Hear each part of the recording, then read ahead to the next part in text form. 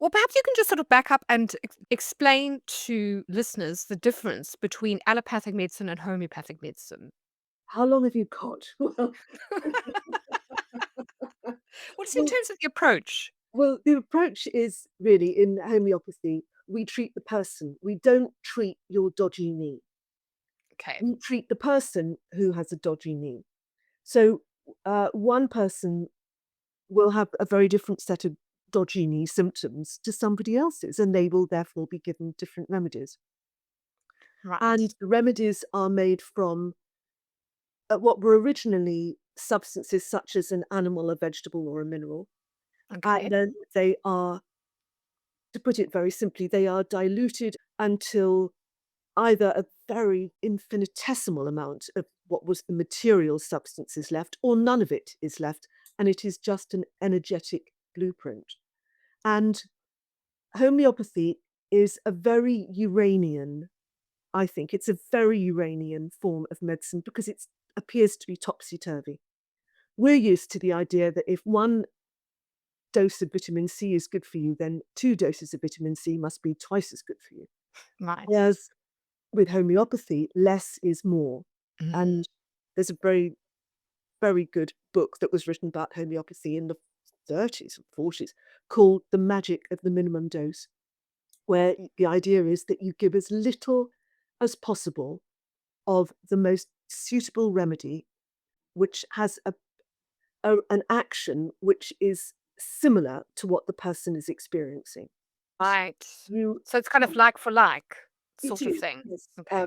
Yes, it is, exactly. It's like cures like, and it prompts what we call the vital force, which is, not something that you'll be able to see if you cut somebody up, but it is, their spirit or their soul or their essence, whatever you want to call it. It Yeah, so similar to chi in Yes, Chinese yeah, philosophy. absolutely. Yes. And it prompts that into healing itself. The way I see it is our vital force is reminded of how to be healthy. So, for instance, somebody comes to me and they've got a history of horrible sore throats. Well, if they'd gone to a doctor, the doctor would give them something to soothe their throat and to suppress the symptoms. Mhm. In homeopathy, we treat somebody with a remedy which is going to ideally completely make those symptoms go away because we heal the problem. We don't palliate it. Right. And So you're treating the cause, not the symptom. yes, you are. Exactly. And yes, sorry to go back to your original question. The difference really between homeopathy and allopathic medicine is that in allopathic medicine, often there is no way of making the problem go away. And Yes, in a sense, you're working with the body, you're working with the forces of nature rather than trying to interfere or manipulate in much the same way as if you were to use a sort of like an environmental metaphor. You know, you would plant waterways and trees, and you would let nature then take its course in reviving a particular environment that might have become degraded over time, or you plant clover to put nitrogen back in the soil. yes, Whereas with a technological approach, you would strip it, you would put fertilizer in, and you would put everything in polytunnels. absolutely. And also in homeopathy, we talk about the soil, as in Mhm, the mhm, person's constitution, their mm.